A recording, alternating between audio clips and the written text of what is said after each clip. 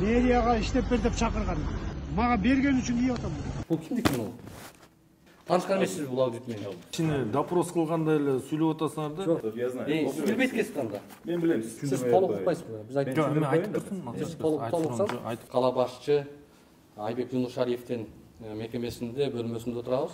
Бүгүн ушул автостоянки жана парковкалар боюнча бир топ көйгөйлөр жаралып келет. Мына ушул маселелерди ачык жана түз өзү менен сүйлөшүүгө мүмкүнчүлүк болду. Ал үчүн сизге ыраазычылык билдиребиз.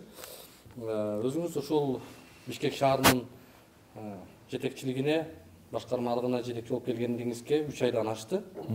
Бул аралыкта сиз өзүңүз жеке мекеменин ичинде ошол парковка жана стоянка боюнча ишканага аудит жүргүзгөнсүз.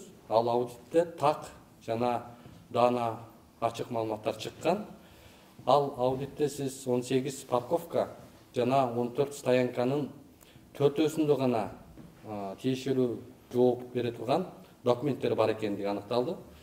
Анан 2019 жылдан бери бул мэриянын алкагындагы мекемеде иш бүгүнкү күнгө чейин жүрүп келатат. 19 жылдан бери жер кодексинин 25 беренесинде 3 пунктунда так жазылып турат да. Ал жерде колуна тиешелүү документтерди так алмайынча, так кагаздары толукталмайынча иштетүүгө жана ага ээлик кылууга укугу жок деп жер кодексинде жазылып турат. Эми суроода Бишкек мэриясы анын карамагындагы башкармалыктын болгону 4-өсүндө гана тиешелүү документ болуп атса, эмнеге мыйзам бузуп иштеп келатат, жер кодекстерин, мыйзамдардын кодуну бузуу менен? Андай көрүнүш бар бизде 18. Бизде болгону мынакей 18 парковка бар экен, 18 парковканын 13 автостоянка бар да. Анан кийин ал жерде биз документ эмес, алардын иштеткен ишмердүүлүгүн айтып атабыз да. Ошол 18 парковкада 1486 машина тура турган жай бар экен да, мүмкүнчүлүк. Анан кийин биз жанакы хронометраж жүргүздүк да. Ошол 1486 орун кандай колдонулуп атат? Ошол бул ал боюнча өзүнчө токтолобуз. Муну жер кодексин даана так бузуп атат да бул жерде. Жок, бизде ошондой маалымат бар. Андай жок, андай эмес, бул туура эмес. Себеп дегенде бир эле маселе ушу Мадина базарынын жанындагы чыр чыккан. Ошол негизинде болуп аткан суроолор болсо керек. Ал маселе ушу сотто каралып атат. Азыр соттун чечими менен буюрса ушу парковка стоянканын карамагына чечип бере турган. Себеп дегенде бул муниципалдык жерлер. Ошол жерге биз баягы парковканы илеттөө максатында иш жүргүзүп жатат. Бул бул вице-мэр, биринчи вице-мэр Сазыкулов Максат Шекербекович. Сиз ишенимдүү түрдө айтып атасызбы? Жалган деп. Эмнени ишенимдүү түрдө? Жогорудагы мыйзамсыз документтер жок экендигине. Документсиз алар иштей албайт да. Мисалы үчүн. Сиз ал боюнча таанып чыккансызбы? Албетте. Мен таң калдым да, сиздерден өзүңүздөр жетекчи болуп келбедиңизби? Ошондо өзүңүз аудит жүргүзбөдүңүз беле? Мына аудитиңизде так жазылып турат. Так жазылып турат. Ал жерде 4 гана документ бар. Азыркы 4 эле стоянкада документ, парковкада бар. Калганда бар расалды. Бул аудит ушу августтун негизинде болчу. Сиз келгенден кийин август камтылды да. Август-сентябрь баш камтылды. Ага чейин документтин баардыгы жок, аудит мага чейин жүргүзүлгөн да. Ооба. Мага чейин жүргүзүлгөн. Анан жыйынтыгы бирок менин учурумда чыкты беле? Ооба. Сиздин учуруңузда чыгып, сиз таанышкан эмессиз бул аудит менен? Августта. Азыркы күндө бир документтер бар. Эми кийинки кадамдарды деле айтып кетсек, уруксат берсеңиз алып. Азыр эми экинчи суроо да мына. Ушул жерден эле аудитте конкурсу жок жерди түз өзүңүздөрдүн башкармалыкка берип койдуңуздар да. Мэрия конкурс өткөзбөй эле түздөн түз коммерциялык багыттагы ишмердүүлүк жүргүзө турган Бишкек парковки и стоянки мекемесине жогорудагы 18 парковка, 14 стоянканы берип койдуңуздар. Негизи эле башка шаар тургундарынын укугу барбы? Ушул жерге аренданы бекер эмес төлөп жана конкурстун негизинде алганга укугу барбы алардын? Эми биз ошого келип атабыз да, биз ошол көрүнүштү бүгүнкү күндө туура эмес деп, андан сырткары мындай дагы бар да. Азыр муниципалдык мекеменин акча чогултканы биз эле мындай эсептеп чыкканда 21 миллион деп атабызбы? 21 миллиондан ашык акча, мына 758 миң акча бизде выпадение болуп атат деп туруп, биз бүгүнкү күндө структураны карап атабыз. Ал жерде УЗР, управление земельных, УМИ, анан парковка, парки, да, кайсы кошуп атабыз да, булардын баарын кошуп туруп, анан кийин парковка боюнча конкурска жарыялап, конкурска жанакы ГЧП менен катышууга чакырып атабыз да мекемелерди. 18 парковканын, 14 стоянканын жашыл китеби же 13 стоянка. жашыл китеби, аудитиңизде 14 деп турат да. Жашыл китеби же договор арендасы барбы 18-inde тең? Бул мындай да, бул муниципалдык жер болгон соң, тиги муниципалдык мекеме. Бул биздин өзүбүздүн жерибиз деп койсок болот. Биз только жекече бирөөнө, мисалы үчүн сиз алам десеңиз, сизге конкурс негизинде берсек болот, бош жер болсо. А буларда биз коммерциялык түрдө иш алып баруу үчүн укуктуубуз. Эч кандай конкурс жок эле өзүбүздүн мекемебизге берип атабыз. Биз башка бирөөнө бербейбиз. Оперативный управление берип атабыз. Эми сиздердин уставда четко көрсөтүп турат. Юридикалык мекеме менен физ лицо менен сиздердин коммерциялык багыттагы Бишкек стоянки парковкиңиздер укугу рыночный талаада бирдей. Аларга сиздер мында түздөн-түз анда кызмат абалынан пайдалануу коррупциялык багыт болуп калат го анда. Жок, биз учредитель мэрияда. Ошол да, учредитель мэрия өзүнүн мекемесин гана конкурсу жок, муниципалдык мекемеде. Бул жер кодексине карайт да бул жер. Чынбы? Сиздер жер кодекс негизинде билесиздер да бул жерди? Жок, бул жерде мындай силер башка нукка буруп атасыңар да. Жок. Мындай да, бул муниципалдык мекеме болсо. Биз муниципалдык жерди муниципалдык мекемеге иштеткенге берип атабыз да. Агайсы бул мыйзамсыз да, жер кодексин. Эмнеге мыйзамсыз? Жер кодексин одоно бузуп атпайбы? Кайсы эме беренесин? Жер кодексинде так көрсөтүлүп турат. Бул муниципалдык жер укугу бар да. Бишкек шаарынын тургундарынын укугу бар да. Сиз көргөзүп берсеңиз, ошону Кайсы эмени бузуп атат да? да, ошону бузуп аткан жерин көргөзүп койсоңуз. Я знаю. Сиз билбейт экенсиз анда. Мен билем, сиз Бул жерде маселе мындай болуп атат, Айбек мырза. Жер кодексинин 8-статьясында так көрсөтүлүп жазып атат мына жерде. Мэрия өзүнчө ишкана мекеме, бирок жер кодексинен же өкмөттүн токтомунан, Кыргыз өкмөттүнүн токтомунан ылайык иш алып барасыздар да. Жок, туура. Чечимди өзүңүздөр чыгарасыздар, бирок аларга каршы сиздер иш алып барбайсыздар да, чынбы? Эгер мыйзамсыз иш аракеттер көрсөтүлгөн болсо, баарын прокуратурага жөнөттүм. Мына менин учурумда жыйынтыгы чыгып мага берилген парковкаларды, эгер мен буну да көтөрөм эме аудиттерди, мен бүт баарын мыйзамсыз акча каражаттар колдонгон боюнча мен баарын прокуратура ГКНга жөнөттүк. Андан кийин мындай да, бул жерден мен айтарым, силер айтып атасыңар, азыр муниципалдык мекеме парковка башка мекемеде, башка мекеме эмес да, бул деген мэрия учредитель болгондон кийин. Учредитель бул деген мэрия өзү иш алып барган болуп атат да, бир гана ошол мекемени түзүп, ошол аркылуу бул ишти жүргүзүп атат деген сөзгө келип атабыз да, туурабы? Анан кийин мэрия берди ага. Алар иштетип атат. Ошо менен кошо биз 2-3 жылдык ишмердүүлүгүн көрүп, ушул муниципалдык мекеменин биз бир гана нерсени айтып атабыз. Ошол жака каралган акча каражатты ушул парковкадан алына турган акча каражат толугу менен чогулбай атат деген ойго келип атабыз да. Ошондуктан биз айтып атабыз, биз ошону айтып атабыз. Ошондуктан биз парковканы УМИге берип туруп эле как собственность. Биз уже ликвидация толук болобу? Бишкек иштетпейт. Ликвидациясы толук болот. Парковка болбойт. Вообще парковкадан жоюлат. Анын ошол парковкаларды уже биз эмеге беребиз конкурска. Анан конкурска эми мыйзамга келет аскар. Бул мыйзамдагы так талап болгон нерсе. Мына ушул нерседен биз сизден ушул эле талап кылып атабыз. Анткени эми бунучу бир күндө чечилчү нерсе эмес да. Мен да келе калып эле, мен башынан айтпадымбы? Ал жерде иштеген биздин жарандарыбыз бар. Алардын дагы эмгек кодекске ылайык укуктарын коргош керекпиз. Бир күндө бир чечим менен чыгара албайбыз аны. Мына ушуга келдик. Азыр ушул чечимди чыгат. Андан сырткары биз коммерциялык багытта иш жүргүзбөйт алар. Жок. только биз эмени собственностьты беребиз да, туурабы? Биз өзүбүз беребиз дагы өзүбүздүн ошол требование коебуз. Управлять этесиз. Требование бизе канча акча каражат бизге чогултуп бериш керек. Эми суроо да. Анан да бир жолу кошуп кетейин, ал жерде бир норма бар. Азыр биз деген айтып атпайбызбы? Кайта баарын бөлүп жарбай, азыр ГЧП деген сөз бар, государственное частное партнерство деген негизинде Минэкономдо уже каралып, буйругу чыктыбы азыр? Качан? Каралып атышат. Могу жумада, 2 жумада чыгып калат го. Биз бердик аларга, уже кагаздарды берип, анан кийин тендерге жарыялайбыз. Через аукцион. Через аукцион беребиз да тендер, да, эми аукцион тендер ошо. Мына жерде сиздерде аудитте айтып атат да, 2 миллионго жакын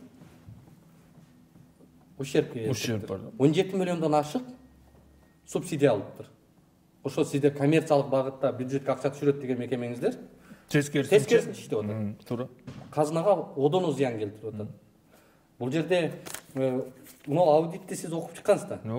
Ушул дагы мыйзамсыз маселелер боюнча келдик да сизге. Анан мына эме боюнча кече жакында сиз дайындадыңыз ошол жетекчини. Бишкек парковки стоянкинин директорун. Ошол директор келгенден кийин митингге чыгышты, кече көрдүңүз.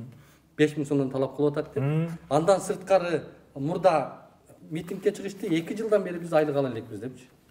Анан 2 жылдан бери бизге айлык бербей атасыңар деп парковщиктер митинг кылды. Мен 2 жыл зарплата албаган мен маалыматым жок экен, бир гана жанагы акча чогултуп атат деген маалымат келди. Бизге канча күн болду? 2 күн болду. 2-3 күндө толук аягына чыгылайын. Ошол жерде 2 жылдан бери айлык ала элек экен да парковщиктер. 2 жыл ойлоп көрсөң, 2 жыл айлык албаган киши анан унчукпай отура берет. Ошо митингге чыгышканда анан ошол жерден азыр толук берип алайын. 187 парковщик, 42 стоянщик бар экен Бишкекте, ошо сиздердин карамактагы мекеменин карамагында. Ошолордуку болжолду 127 кишинин 2 жылдык зарплатасы 60 миллион тегерегинде каражат болот экен да. Аны ким айтты сизге? Анткени улуттук статкомдун Сага эметпеңиз, ал сиз аудитте турат. Аудитте 87 киши. Юридикалык документтерди жакшы билет экенсиз мындай. Ал жерчи сиз до конца түшүнсөңүз болмок да. До конца түшүнүп келдим ошо. Мен сизге түшүндүрмөй. Сиз толук укпайсызбы? Биз айтып турсун. 87 киши мына жерде парковщик бар деп сиздердин өзүңүздөрдүн сиз окуп чыккан аудитте жазып атат. 87 киши парковщик бар деди. Плюс 14 стоянканын 3төн смен менен мыйзам боюнча. Bir gün иштеп 2 күн бош болуш керек, суткада иштеген. Стоянкада 24 саат бою иштейт. Ошондо 3төн болгондо 42 киши болот. 42ге 85ти кошкондо 127 киши болот. 127 кишинин 2 жылдык зарплатасы улуттук статкомдун орточо Бишкек шаарындагы зарплатанын эсеби менен алганда 20 000 сом. 20 000 сомду 27ге көбөйткөндө 60 миллион сом акча болот да. Ошол 60 миллион сом каражат төлөп бердиңиздерби? Мен жооп берип койдум. Так, сиз жана нормативтерин жакшыраак окуп алсаңыз болот экен. Парковщиктер алар акча албайт. Бүгүн бекер бул жак парковка. Суббота воскресенье өзү бербегиле деген чекти. Анан биз иштеп атабыз, мынанга чыга иштейлиби, же ачып отура берели? Сиздерге айлык берилбейби? Айлык жок да. Айлык жок. Бирден Станцияңыз берсеңиз? 20 сом алсак. Чек бересизби? Чек бересизби? Чекти суббота воскресенье чек калды. Аты жөнүңүз кандай беке? Тагаев Алдыман. Сиз мэрияда иштейсизби жана тазалыкта? Эмеде? Мэрияда. Парковкада. Мэрияда парковкада иштейм. Биздин сектор бар. Кимдерге бересиздер ал? Кимдерге доля бересиздер? Бу жерде Болот деген бала бар, Искендер деген бала бар. Бересиңер деди, талан келип айтты, мен генеральный директорлермин деп айтты. Ошондон кийин беришип баштадык. Это наемные работники, которые парковкадан план төгүп берет, пландан тышкарысы булардын акчасы. Бул жерде акча албайт алар, Акча алынбайт. Айлык алынбайт. Анан кийин 60 миллион сом деп сиз элге туура маалымат бериңиз, андай эмес. Алар парковщиктер наемный. Күнүгө ставкасы бар өзү, мисалы үчүн канча машина место болсо ошону санайт дагы. Хронометраж менен төлөп берет. 500 сом болот, кээ бир жерлер 800 сом. План толтуруу да мындайча айтканда. Планда, пландан тышкарысы өзүнөкү. Эми встречный суроо ушул жерден сизге. План толтуруу деген бул кандай түшүнүк? Налоговый салык боюнча, салык кодексинде жалпы эле ушул план толтуруу деген мамлекеттик системада барбы? План толтуруу деген мамлекеттик системаны билбейм. Бар бекен жок бекен. Анда сиз окуп албадыңызбы деп атпайсызбы мени? Жок, сиз туура бериңиз да суроонучу. план толтуруу деген Бишкек парковка стоянка деген бар.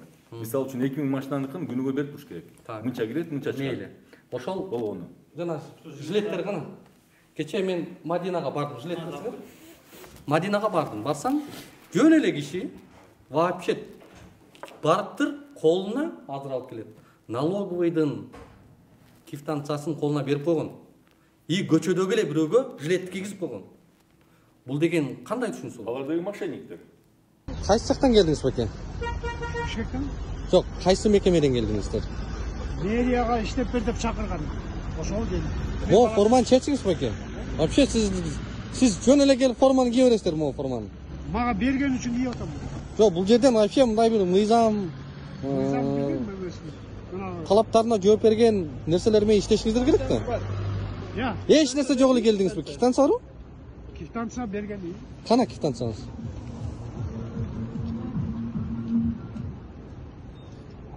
Квитанцияңыз каякта экен?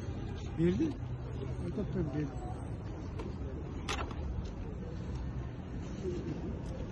А буну канча штук берди сизге?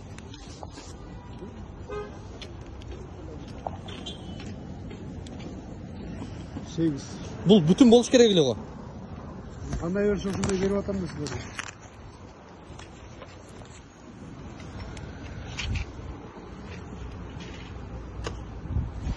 Ол бүтүн болуш керек эле. Числосу кандай?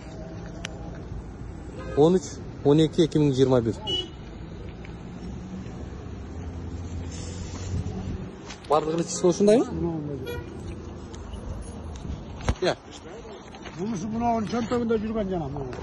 Жок, силер эме азыр мындай кишини допрос кылгандай эле сүйлөп атасыңар да. Жок, допрос кичине мындай сүйлөшөбү, бири-бирибизге. Ошондой болуп турган.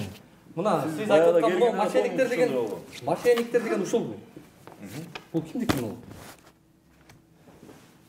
Бул мошенник. Бул мошенниктердики. Мадина базарында биздин БСП Бул турган. кимдики бул? Мен сизге айтып атам, Мадина базары азыр сот. Жок, форма кимдики? Форма билбейм. Кимдики? Форманы билбейсиз, вице-мэр бул. Сот болот. Могу элемент. Бизге айтты, булар Бишкек мэриясында иштейбиз деди мунулар. Мошенниктер керек болсо милициянын формасын кийип жүрөт. Анан мага ошо Бишкек парковка стоянканын директору чалды. Силер биздин формаларды алып кетип атасыңар, мен прокуратураданмын деди. Анан эле аты жөнүңүз ким десем, мен прокуратурадан эмес, мэрияданмын деп. Менде записи бар да. Анан муну кимдики муну? Эгер мошенниктердики болсо квитанция кимге берилди? Балким мошенниктердики, балким мэрияныкы. Мэрия мошенник ишмердин кылбадыбы? Кимдики бул? Хорошо, мы разберемся да. Так, мына ушундай болуп атпайбы, Айбек мырза? Ушундай биз сизден Бул кимден алып атасыңар? Бул эме. мен ошо көчөдөгү эле Ошолор жана бергендер. анан форманы чеч дедим, сен бер муну мэрге алып барып берели биз. Силер мошенник экенсиңер. Дедик, алар мэриянын немесин кийип Мен алып. сураныш кылат элем, ошонун сүрөттөрү да барбы? Видеосу бар, Сүрөттөр менен эмеге видеосу бар. биз тиешелүү укук коргоо органдарга да жиберелик да. Анан эми кассовый аппарат деген налоговый салык кодексинин 109-беренесинде коммерциялык жана кызмат көрсөтүү акылары строго кассовый аппарат менен ККМ менен иштеши керек дейт да. Налоговый нормада ушундай кодексте. Эмнеге сиздер ал 87 киши плюс жана 42 стоянщик, жалпы 127 киши мыйзамсыз алар трудовой кодексти бузуп атат. Трудовой кодекстин негизинде иштебей атат. Ошон үчүн сиздердин астыңыздарга митинг чыгып атат, 2 жылдан бери айлыкты бергиле депчи. Эми аларды неге тартипке Жок, салбай мен мындай да, мен бир нерсени түшүнбөй атам да, мына 2,5 жыл деп атасың, 2,5 жыл эме зарплата албай иштеген киши чыкпай жүрсө кандай түшүнсө болот? Сиздин аудитте айтып атат. Жок, 2,5 жыл кантип киши жүрө алат зарплата албай? Митингге чыкпадыбы? Ошону сурадыңызбы, сиз териштирдиңизби? Жок, ошону мен сураганда силерден Митингге чыкканда сураган жоксуз. Мен 2,5 жыл зарплата албаганын мен билбейт экенмин. Митингге чыкканды көрдүңүздөрбү ошо жерде? Дагы түшүндүрүп берип кетейин, дагы бир. Ал кишилер зарплата албайт. Алар келишим түрдө деп түшүндүрбөдүм жаңы эле. Сиз бул маселеге кайра кайрылып атасыз. Жок. Мамлекеттик мекемеде келишим деген болбойт да, план толтуруу деген система жок экенин айтып атпайсызбы сиз өзүңүз? Эмнеге жок? Барбы?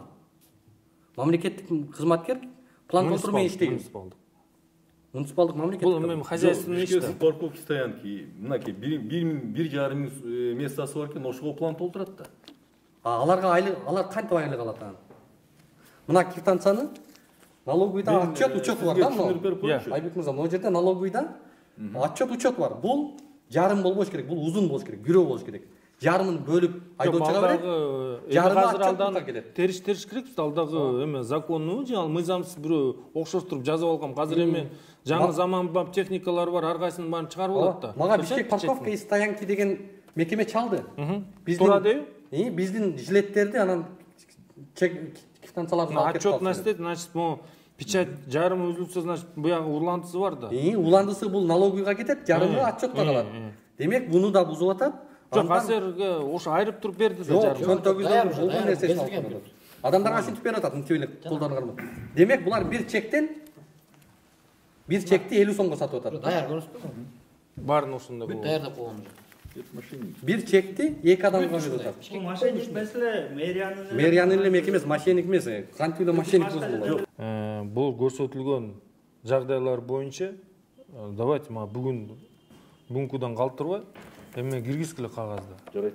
Служебный записканы киргизгиле да эме могу аудитти көтөргүлө каяка кеткен каралды эле укук коргоо органдарга жиберилгени боюнча. Нумерация ошолорду бизге калтырып берсе, ошонун баарын азыр карап чыкканда бир эмесин калтырып койгулан да, бир эмесин. Бир калтырып туруп, изилдеп чыгып туруп, анан кийин тиешелүү жемени жыйынтыгы боюнча бергиле мага. Айбек мырза, бул жерде маселе болуп атат. Биз сизден үмүтүбүз чоң. Шаарга жаңы өзгөртүүлөрдү, шаарга бардык мыйзам нормаларына ылайыктап иш алып барат деген мүмкүнчүлүктөрдү өтүнүп сизден үмүт кылып атабыз. Анан эгер мени калп десеңиздер, чогуу чыгып келели экөөбүз. Мен даярмын. Мен сизге кайсы жерде мыйзамсыз парковкалар турат? Документи жок. Жана сизге 18 парковка. Жетишесизби жана, давайте как раз эмеге бараткан жерде. Ош базарда эле турат. Ош базардан эле жакыныраак. Анан тиги Мадинада дагы мыйзамсыз турат жерлер. Ошол жерлерди өзүңүз эми контролдоп, иштебеген вице-мэрлерди камчылап жакшыраак, катуураак талап кылышыңыз керек. Мен мына сер аркылуу